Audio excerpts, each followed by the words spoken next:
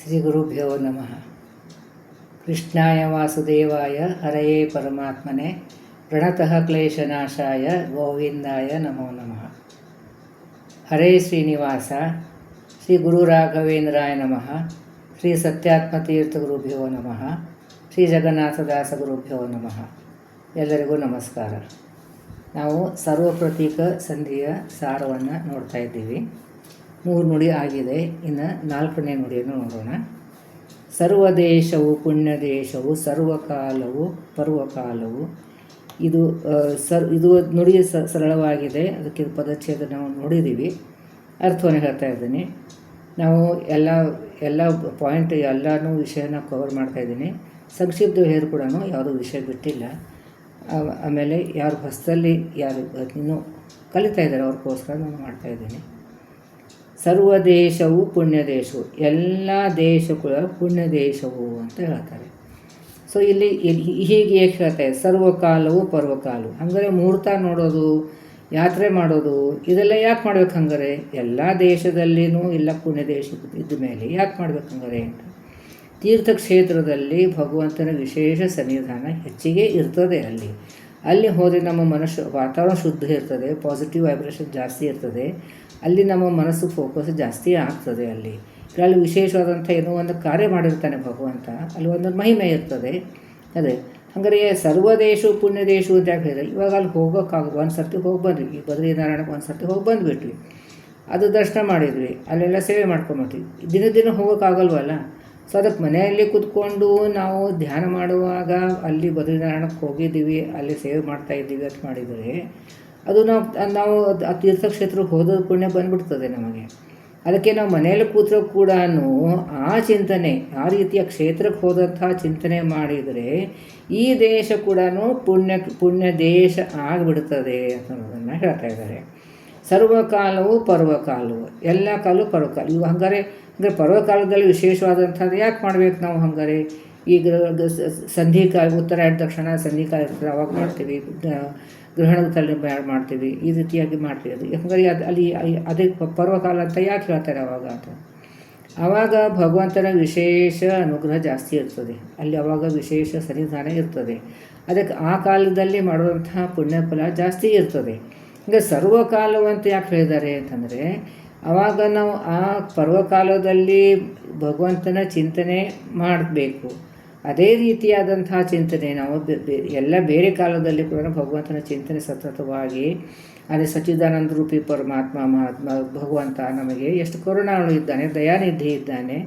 ನಮ್ಮ ಕರ್ಮಗಳನ್ನು ಎಷ್ಟು ದೋಷ ವಿಹಿತವಾದಂಥ ದೋಷ ಇದ್ದಂಥದ್ದು ಕರ್ಮಗಳನ್ನು ನಾವು ಸ್ವೀಕಾರ ಮಾಡ್ತಾನೆ, ಶುದ್ಧ ಮಾಡ್ತಾನೆ, ನಮ್ಮ ಫಲವನ್ನು ಕೊಡ್ತಾನೆ. ಈ ರೀತಿಯಾಗಿ ಚಿಂತನೆ ಮಾಡ್ತಾ ನಾವು ಕರ್ಮಗಳನ್ನು ಮಾಡಿದರೆ ಅದು ಸುಧಾ ಸರ್ವಕಾಲವೂ ಅದು ಪರ್ವಕಾಲ ಆಗಿಬಿಡ್ತದೆ. ಯಾವಾಗ ನಾವು ಭಗವಂತನ ಚಿಂತನೆ ಮಾಡ್ತೀವಿ ಅದೇ ಪರ್ವಕಾಲ ಆಗಿಬಿಡ್ತದೆ. ಅದಕ್ಕೆ ಎಲ್ಲ ದಾಸರು ಹೇಳ್ತಾರೆ, ನಿನ್ನ ಸ್ವರ್ಗ ನರಕ ಅಥವಾ ಮೃತ್ಯು, ಇದು ನಮಗೆ ಮೃತ್ಯು ಬರುವಂಥದ್ದು. ನಿನ್ನ ಭಗವಂತನ ಯಾವಾಗ ನೆನಪು ಹೊರಟು ಹೋಗ್ತದೆ ಅದೇ ಮೃತ್ಯು ಅಂತ ಹೇಳ್ತಾರೆ. ಅಥವಾ ಅದೇ ನರಕ ಅದೇ ಮೃತ್ಯು ಅಂತ ಹೇಳ್ತಾರೆ. ಯಾವಾಗ ಭಗವಂತ ಸ್ಮರಣ ಸತತವಾಗಿ ಬರ್ತದೆ ಅದೇ ಸ್ವರ್ಗಲೋಕ, ಅದೇ ನಮಗೆ ಜನ್ಮ ಅಂತ. ಸೊ ಈ ರೀತಿಯಾದಂಥದ್ದು ಲೆಕ್ಕವನ್ನು ಮಾಡ್ತಾರೆ ದಾಸರು. ಸೊ ಅದಕ್ಕೆ ಎಲ್ಲ ಕಾಲದಲ್ಲಿ, ಯಾವ ಕಾಲದಲ್ಲಿ ನಾವು ಸತತವಾಗಿ ಭಗವಂತನ ಚಿಂತನೆ ಮಾಡಿದರೆ ಅದೇ ಪರ್ವಕಾಲ ಆಗಿಬಿಡ್ತದೆ ಅಂತ. ಸೊ ನಾವು ಈಗ ಪರ್ವಕಾಲ ಅವಾಗೆ ಗ್ರಹಣದ ಟೈಮ್ಗೆ ಅವಾಗೆ ಮಾಡಿ ಈಗ ಮಾಡೋದೇ ಬೇಡ ಅಂತ ಅರ್ಥ ಅಲ್ಲ ಅಂತ ಹೇಳ್ತಾ ಇದ್ದಾರೆ. ಸೊ ಇಲ್ಲಿ ನಾವು ಅದನ್ನು ನಾವು ಎಲ್ಲ ಕಾಲದಲ್ಲಿ ಮಾಡಬೇಕು ಅಂತ ಉದ್ದೇಶದಿಂದ, ಆದರೆ ಭಗವತ್ ಚಿಂತನೆ ಬರಬೇಕು. ಸರ್ವ ಜೀವರು ದಾನ ಪಾತ್ರರು ಅಂದರೆ ಇಲ್ಲ ಅನೇಕ ರೀತಿಯಾದಂಥ ದಾನಗಳನ್ನು ಹೇಳಿದ್ದಾರೆ. ಸರ್ವ ಜೀವರು ದಾನ ಪಾತ್ರರು ಅಂದರೆ ಈಗ ಸತ್ಪಾತ್ರರಿಗೆ ದಾನ ಮಾಡಬೇಕು ಅಂತ ಶಾಸ್ತ್ರವಿದೆ.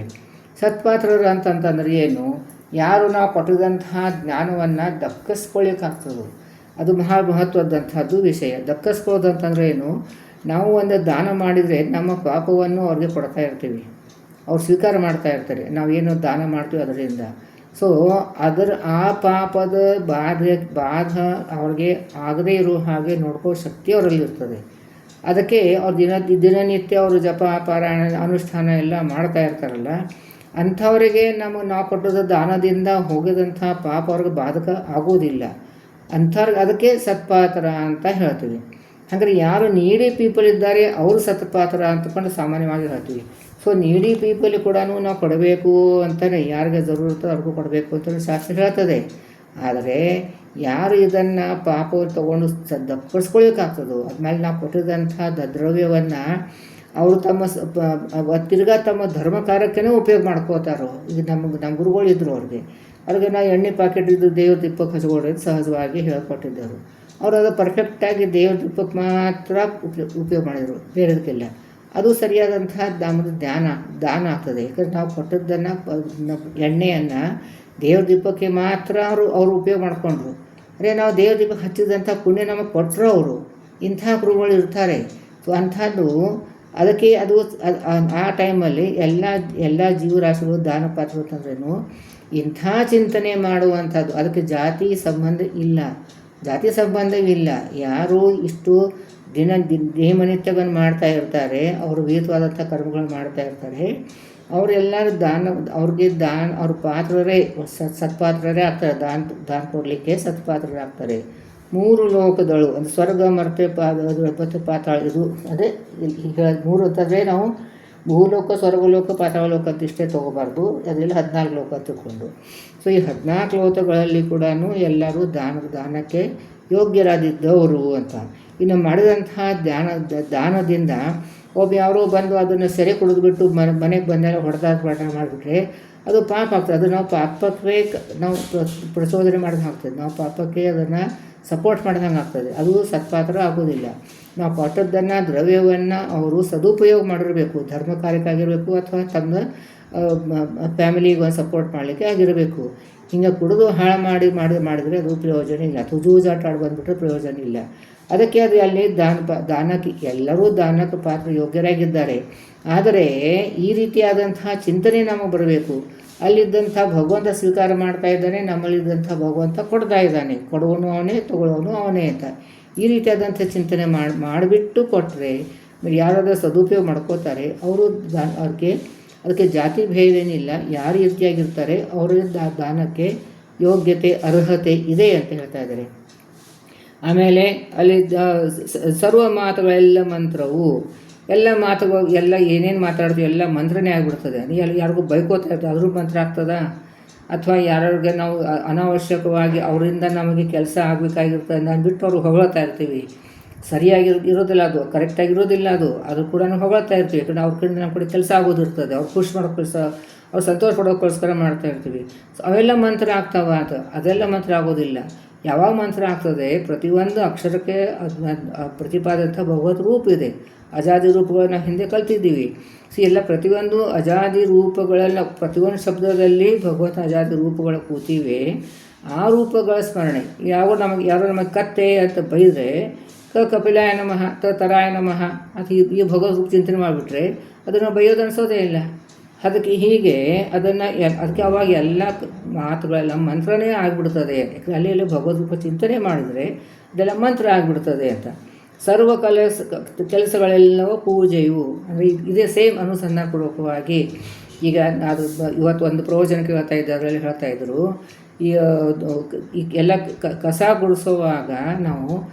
ಗುಡಿಸೋವಾಗ ಭಗವಂತ ನೀನು ಕೊಟ್ಟದ್ದು ಮನೆ, ಈ ನೀ ಇರೋದಂತಹ ಸ್ಥಾನ ಅದನ್ನು ಸ್ವಚ್ಛಗೊಳಿಸ್ತಾ ಇದ್ದೇನೆ, ನೀ ಕೊಟ್ಟದ್ದಂಥ ಮನೆಯನ್ನು ಸ್ವಚ್ಛ ಮಾಡಿಸ್ತಾ ಇದ್ದೀನಿ. ಆದರೆ ನನ್ನ ಅಂತಃಕರಣ ಸ್ವಚ್ಛವನ್ನು ನೀ ಮಾಡಬೇಕು, ಅದು ನನಗೆ ಆಗ್ತಾ ಇಲ್ಲ ಅಂತ. ಸೊ ಈ ಸ್ವಚ್ಛ ಮಾಡೋ ಕೆಲಸ, ಅಂತಃಕರಣ ಸ್ವಚ್ಛ ಮಾಡೋದಂಥದ್ದು, ಮನಸ್ಸು ಸ್ವಚ್ಛ ಆಗಬೇಕು, ಅದು ಮುಖ್ಯವಾದಂಥದ್ದು, ಅದನ್ನು ಮಾಡಬೇಕು ಅಂತ. ಸೊ ಅದಕ್ಕೆ ಎಲ್ಲ ಕೆಲಸಗಳನ್ನೆಲ್ಲ ಭಗವಂತನ ಪೂಜೆ ಅಂತ. ಒಂದು ಅಡುಗೆ ಮಾಡ್ತಾ ಇದ್ದರೆ ಅದನ್ನು ಭಗವಂತನ ನೈವೇದ್ಯಕ್ಕೋಸ್ಕರ ಮಾಡ್ತಾಯಿದ್ವಿ. ನಾವು ದೇವ್ರ ಮುಂದಿಟ್ಟು ನೈವೇದ್ಯ ಮಾಡದೇ ಹೋದರೂ ಕೂಡ ನಮ್ಮ ಫ್ಯಾಮಿಲಿ ಮೆಂಬರ್ಸ್ ಊಟಕ್ಕೆ ಹಾಕ್ತೀವಿ. ಅಲ್ಲೇ 36,000 ದಂಪತಿ ಭಗವಂತ ಇದ್ದಾನೆ, ಅವನಿಗೆ ಇದು ಊಟಕ್ಕೆ ಹಾಕ್ತಾ ಅವನಿಗೆ ಸಮರ್ಪಣೆ ಮಾಡಿದ್ರೆ ಅದು ನೈವೇದ್ಯ ಆಗಿಬಿಡ್ತದೆ. ನೈವೇದ್ಯ ಅಂತಂದ್ರೆ ಏನು? ಅದು ಸಮರ್ಪಣೆ ಮಾಡೋದು. ಅದನ್ನು ಹಂಗೆ ಈ ರೀತಿಯಾಗಿ ಸಮರ್ಪಣೆ ಮಾಡಿಬಿಟ್ರೆ ಮನೆಯಲ್ಲಿ ಯಾರು ಇವಾಗೆಲ್ಲ 2-3 ಅಷ್ಟೇ ಇರ್ತಾರೆ. ಒಂದು ಇಬ್ಬರಿಗಾರು ಊಟಕ್ಕೆ ಹಾಕ್ತೀವಲ್ಲ, ಅವ್ರಿಗೆ ಅದನ್ನು ಭಗವಂತನ ಸಮರ್ಪಣೆ ಮಾಡಿಬಿಟ್ರೆ ಅದನ್ನು ಪೂಜೆ ಆಗಿಬಿಡ್ತದೆ. ಪ್ರತಿಯೊಂದು ಕೆಲಸನೂ ಏನೇನು ಕೆಲಸ ಮನೆಯಲ್ಲಿ ಏನೇನು ಕೆಲಸ ಮಾಡ್ತೀವೋ ಎಲ್ಲ ಕೆಲಸ ಕೂಡ ಇದು ಭಗವಂತನ ಸೇವಾ ಅಂತ ಮಾಡಿಬಿಟ್ರೆ ಅದೇ ಭಗವಂತನಿಗೆ ಪೂಜೆ ಆಗಿಬಿಡ್ತದೆ. ಪೂಜೆ ಸರ್ವ ವಂದನ ಅದಕ್ಕೆ ಇದು ಯಾವಾಗ ಆಗ್ತದೆ ಇದು ಅಂತಂದರೆ ಸರ್ವವಂದನ ವಿಮಲ ಮೂರ್ತಿಯ ಧ್ಯಾನವುಳ್ಳವಗೆ. ಅಂದರೆ ಇದು ಎಲ್ಲ ಇದು ಉತ್ತಮವಾದಂಥದ್ದು, ಇದು ರುಜುಗಣಿಸ್ತದೆ, ಉತ್ತಮವಾದಂಥದ್ದು ರುಜುಗಣಿಸ್ತದು. ಆಮೇಲೆ ಇಂದ್ರಾದಿ ದೇವತೆಗಳು, ರುದ್ರಗಳ ದೇವತೆಗಳು ಎಲ್ಲ ಇವರೆಲ್ಲರಿಂದ ಸರ್ವವಂದನ ವಿಮಲ ಮೂರ್ತಿಯ ಧ್ಯಾನವುಳ್ಳವಗೆ. ಅಂದರೆ ಎಲ್ಲರೂ ದೇವತೆಗಳಿಂದ ಪೂಜಿತನಾದಂತಹ ಭಗವಂತನ ಚಿಂತನೆ ಪ್ರತಿಯೊಂದು ದೇಶದಲ್ಲಿ, ಕಾಲದಲ್ಲಿ, ದಾನ ಮಾಡುವಂಥ ಪಾತ್ರದಲ್ಲಿ, ಲೋಕಗಳಲ್ಲಿ, ಮಾತುಗಳಲ್ಲಿ, ಎಲ್ಲ ಕಲೆಗಳಲ್ಲಿ ಕೆಲಸ ಮಾಡುವಾಗ ಎಲ್ಲ ಭಗವಂತನ ಚಿಂತನೆ ಬಂದರೆ ಆವಾಗ ಇದೆಲ್ಲನೂ ಈ ರೀತಿ ಆಗ್ತದೆ. ಭಗವಂತನ ಚಿಂತನೆ ಬರದೇ ಹೋದರೆ ಇವೆಲ್ಲ ಆಗೋದಿಲ್ಲ. ಎಲ್ಲ ಎಲ್ಲ ಎಲ್ಲ ಕೆಲಸ, ಪೂಜೆ, ಎಲ್ಲ ಮಂತ್ರಗಳು, ಎಲ್ಲ ಮಾತುಗಳು, ಮಂತ್ರವೆಲ್ಲ ಹಾಗೆ ಅಲ್ಲಿ ಭಗವಂತನ ಚಿಂತನೆ ಬಂದರೆ ಆಗ್ತದೆ, ಆಗೋದಿಲ್ಲ ಅಂತ. ಸೊ ಇದು ಎಲ್ಲ ಕಾಲನಿಯಾಮಕ ಪರಮಾತ್ಮ ಇದ್ದಾನೆ. ಆಮೇಲೆ ಇಲ್ಲಿ ಇದು ಈ ರೀತಿಯಾದಂತಹ ಅನುಸಂಧಾನಪೂರ್ವಕವಾಗಿ ಭಗವಂತ ಸರ್ವತ್ರ ವ್ಯಾಪ್ತನಾಗಿದ್ದಾನೆ, ಅವನು ಕರುಣಾಳು ಇದ್ದಾನೆ. ಅದಕ್ಕೆ ಆಮೇಲೆ ಅವತೃತವಾದಂಥದ್ದು, ಶುದ್ಧವಾದಂಥದ್ದು, ಜ್ಞಾನಾನಂದ ಸ್ವರೂಪಿದಂಥ ಭಗವಂತ, ನನ್ನ ಬಿಂಬರೂಪಿ ಪರಮಾತ್ಮನಾಗೆ ಅಭಿರಾದಂಥ ಭಗವಂತ ಐಕ್ಯ ಚಿಂತನೆ ಮಾಡಿ ಎಲ್ಲ ಕಡೆನೂ ನಾವು ಇದು ಇವಾಗ ಉಪನ್ಯಾಸ ಹೇಳ್ತಾ ಇದ್ದೀನಿ, ಹೇಳೋದು ಸುಲಭ, ಆದರೆ ಮಾಡೋದು ಕಷ್ಟ. ಆದರೆ ಕಷ್ಟ ಹೌದು, ಬಟ್ ಅಸಾಧ್ಯ ಅಲ್ಲ, ಅಸಾಧ್ಯ ಇಲ್ಲ. ಒಬ್ಬರು ಪ್ರವಚನ ಹೇಳ್ತಾಯಿದ್ರು, ಇದು ಕಷ್ಟ ಮತ್ತು ಅಸಾಧ್ಯ ಎರಡೂದರಲ್ಲೂ ಕೂಡ ಬಹಳ ವ್ಯತ್ಯಾಸ ಇದೆ. ಕಷ್ಟ ಅಂದರೆ ನಾವು ಬಹಳಷ್ಟು ಪ್ರಯತ್ನ ಪಡಬೇಕು, ಆಗ್ತದೆ. ಅಸಾಧ್ಯ ಅಂತಂದರೆ ಏನು ಬೇಕಾದ ಪ್ರಯತ್ನ ಪಡಿದ್ರು ಆಗೋದೇ ಇಲ್ಲ ಅಂತ ಅನ್ಸುತ್ತೆ. ಈಗ ಹಿಮಾಲಯ ಪರ್ವತ ನಾವು ಹೋಗಿ ಹತ್ತಿದೆ ಅಂತಂದರೆ ಅಸಾಧ್ಯ, ಅದು ಆಗೋದಿಲ್ಲ, ಸರಿನಾ? ಇವಾಗೇನೋ ಒಂದು ಇಲ್ಲಿ ಯಾತ್ರೆ ಮಾಡಿಬಿಡ್ತೀನಿ, ವಯಸ್ಸಾಗಿದೆ, ಆಗೋದಿಲ್ಲ, ಅದು ಕೂಡ ಕಷ್ಟ ಆಗ್ತದೆ, ಆದರೆ ಸಾಧ್ಯ ಆಗ್ತದೆ. ಸೊ ಈ ಕಷ್ಟ ಅಸಾಧ್ಯದಲ್ಲಿ ವ್ಯತ್ಯಾಸ ಇದೆ ಅಂತ. ಸೊ ಅದಕ್ಕೆ ಇದೆಲ್ಲ ಇಷ್ಟೊತ್ತು ತನಕ ಇದು 4ನೇ ನುಡಿ ಅಷ್ಟು ವಿಸ್ತಾರವಾಗಿ ಹೇಳಿದ್ದೀನಿ ನಾನು. ಇದನ್ನು ದಿನನಿತ್ಯ ನಾವು ಚಿಂತನೆ ಬರಬೇಕು, ಆದರೆ ಬರೋದು ಕಷ್ಟ ಇದೆ, ಆದರೆ ಅಸಾಧ್ಯ ಅಲ್ಲ.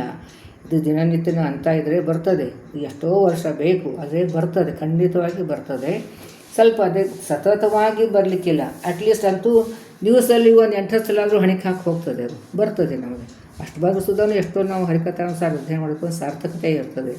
ಅದಕ್ಕೆ ಹರಿಕಥಾನುಸಾರ ನಮಗೆ ಏನು ಕೊಟ್ಟಾರೆ, ನಮಗೆ ಸ್ಪೆಷಲಿ ಗಂಡಸರು ಓದಬಾರ್ದು ಅಂತಲ್ಲ, ಬರೆದವರು ಗಂಡಸರು, ಹೇಳೋರು ಗಂಡಸರೇ. ಇದಕ್ಕೆಲ್ಲ ಸಂಸ್ಕೃತದಲ್ಲಿ ಟಿಪ್ಪಣಿ ಬರೆದವ್ರ ಗಂಡಸರೇ, ಎಲ್ಲ ಬೇಕಾಷ್ಟು ಜನ ಅಪರೋಕ್ಷ ಜ್ಞಾನಿಗಳು ಅಧ್ಯಯನ ಮಾಡಿದವರು ಇದ್ದಾರೆ. ಸೊ ಇದು ಬರೀ ಗಂಡಸರಿಗೆ ಹೆಂಗಸರಿಗೋಸ್ಕರ ಇದೆ, ಗಂಡಸರಿಗಲ್ಲ ಅಂತ ಏನೋ ಒಂದು ತಪ್ಪು ಕಲ್ಪನೆ ಬಂದುಬಿಟ್ಟಿದೆ ಆ ಸಮಾಜದಲ್ಲಿ. ಅದು ಹಾಗಲ್ಲ, ಎಲ್ಲರೂ ಮಾಡೋದಂಥ ವಿಷಯನೇ. ಆದರೆ ಇದು ನಮ್ಮ ಹೆಂಗಸರ ಸಲುವಾಗಿ ಅಂತ ಮಾಡಿದ್ದಾರೆ. ಇದರ ಅರ್ಥ ಏನು, ನಮಗೆ ವೇದಗಳ ಓದೋದು, ಅಧ್ಯಯನ ಮಾಡೋದಂಥ ನಮಗೆ ಅರ್ಹತೆ ಇಲ್ಲ, ಕೊಟ್ಟಿಲ್ಲ, ಅದನ್ನು ಅಧಿಕಾರ ನಮಗೆ ಕೊಟ್ಟಿಲ್ಲ. ಅಲ್ಲಿದ್ದಂಥ ಮುಖ್ಯವಾದಂಥ ವಿಷಯ ನಮಗೇನು ಅನುಸಂಧಾನ ಬರಬೇಕು, ಅದನ್ನೆಲ್ಲ ಎಲ್ಲ ಹಾಕಿ ಜಗನ್ನಾಥ ಸರ ಕೊಟ್ಟು ದೊಡ್ಡ ಉಪಕಾರ ಮಾಡಿದ್ದಾರೆ, ಅನಂತ ಉಪಕಾರ ಮಾಡಿದ್ದಾರೆ. ಅವ್ರು ಎಷ್ಟು ಉಪಕಾರ ಸ್ಮರಣೆ ಮಾಡಿದ್ರೂ ಕಡಿಮೆನೇ ಇದೆ. ಸೊ ಅದಕ್ಕೆ ದಿನನಿತ್ಯ ಅವ್ರು ಚಿಂತನೆ ಮಾಡಿ ನಾವು ಇದನ್ನು ಮಾಡಬೇಕು ಅಂತ ಅಂದ್ಬಿಟ್ಟು ಹೇಳ್ಕೊಡ್ತಾ ಇದ್ದಾರೆ. ಇನ್ನೊಂದು ನುಡಿ ಹೇಳ್ಕೊಡ್ತೀನಿ. ಇನ್ನು 5ನೇ ನುಡಿಯಲ್ಲಿ ದೇವಖಾತ ತಟಾಕವಾಪಿ ಸರೋವರಗಳ ಅಭಿಮಾನಿಸುರರು ಕಳೇವರದೊಳೆ ರೋಮಕೂಪಗಳೊಳಗೆ ತುಂಬಿಹರು. ಅಂದರೆ ಇಲ್ಲಿ ಎಲ್ಲೆಲ್ಲಿ ಭಗವಂತನ ದೇವತೆಗಳು ವ್ಯಾಪ್ತರಾಗಿದ್ದಾರೆ, ಭಗವಂತ ಹೇಗೆ ವ್ಯಾಪ್ತನಾಗಿದ್ದಾರೆ ಅಂತ ಹೇಳ್ತಾ ಇದ್ದಾರೆ. ದೇವಖಾತ ಅಂದರೆ ದೇವತೆಗಳು ಸ್ನಾನ ಮಾಡುವಂಥ, ಈ ಮಾನಸ ಸರೋವರ ಅಂತ ಹೇಳ್ತಾರಲ್ಲ, ಅಲ್ಲಿ ದೇವತೆಗಳು ಸ್ನಾನ ಮಾಡುವಂಥದ್ದು ಸರೋವರ. ಅದು ತಟಾಕ ಅಂತಂದ್ರೆ ಇದು 4 ಕಡೆ ಎಲ್ಲ ಹಿಂಗೆ ಕಾಂಟ್ರಿಬ್ಯೂಟ್ ಮಾಡಿರ್ತಾರಲ್ಲ ಅಂಥ ತಟಾಕ ಅಂತ ಹೇಳ್ತಾರೆ. ವಾಪಿ ಅಂತಂದರೆ ಬಾವಿ. ಇದು ಸರೋವರಗಳ ಗೊತ್ತು, ಅದಕ್ಕೆ ಕಟ್ಟಿಗಳು ಕಟ್ಟಿರೋಂಗಿಲ್ಲ, ಸರೋವರ ನ್ಯಾಚುರಲ್ ಆಗಿದ್ದ ಸರೋವರ ಇರ್ತದೆ. ಇದಕ್ಕೆ ಅಭಿಮಾನಿ ಸುರರು, ಇದಕ್ಕೆಲ್ಲ ಅಭಿಮಾನಿ ದೇವತೆಗಳಿರ್ತಾರೆ. ಈಗ ಎಷ್ಟೋ ಜನಕ್ಕೆ ನಾನು ಹೇಳಿದೆ ಅನ್ಕೊಳ್ಳಿ, ಅಭಿಮಾನಿ ದೇವತೆ ಅರ್ಥ ಏನು, ಅದರಲ್ಲಿ ಅವರ ಅಧಿಕಾರ ಇರ್ತದೆ.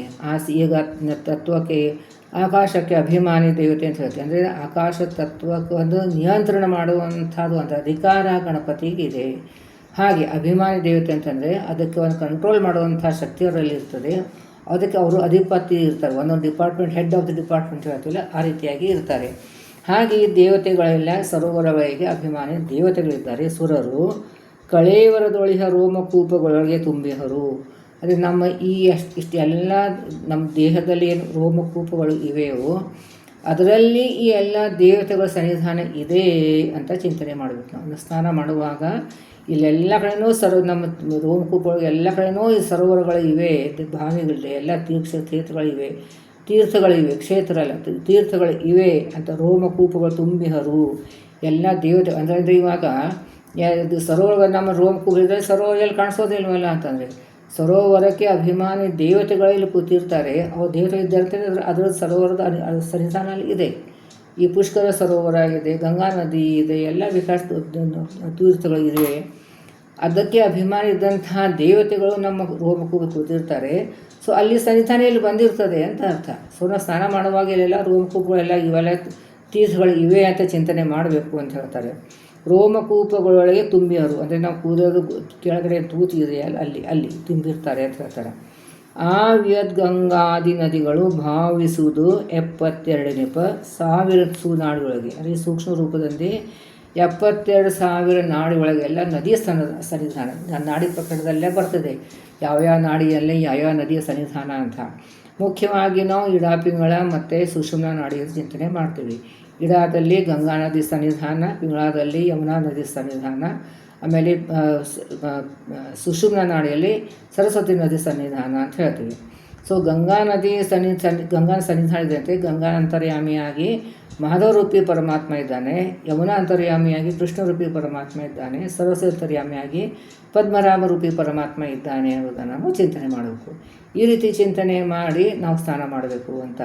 ಅಂದರೆ ಅವಾಗ ನಮ್ಮ ಅಂತಃಕರಣ ಶುದ್ಧ ಆಗ್ತದೆ. ಧ್ಯಾನ ಸ್ಥಾನವನ್ನು ನಾನು ಹಿಂದೆ ಹೇಳಿದ್ದೇನೋ ಗೊತ್ತಿಲ್ಲ, ಧ್ಯಾನ ಸ್ನಾನ ಮಾಡಬೇಕು ಅಂತ. ಎದ್ದ ತಕ್ಷಣ ನಾವು ಧ್ಯಾನ ಸ್ನಾನ ಮಾಡಬೇಕು ಅಂತ. ಅಂದರೆ ಇಲ್ಲಿ ನೆತ್ತಿಯಲ್ಲಿ ಇಲ್ಲಿ ಸುಷುಮ್ನ ನಾಡಿ ಎಲ್ಲಿವರೆಗೂ ಬಂದಿದೆ, ಅಲ್ಲಿ ತುದಿಯಲ್ಲಿ ಎಲ್ಲ ಅಲ್ಲಿ ಎಲ್ಲ ಗಂಗಾ ಯಮುನಾ ಸರಸ್ವತಿ ಅಲ್ಲಿ ಎಲ್ಲ ನದಿಗಳ ಸನ್ನಿಧಾನ ಇದೆ. ಅಲ್ಲೆಲ್ಲ ದೇವತೆಗಳಿದ್ದಾರೆ, ಅಲ್ಲಿ ಭಗವದ್ ರೂಪ ಇದೆ.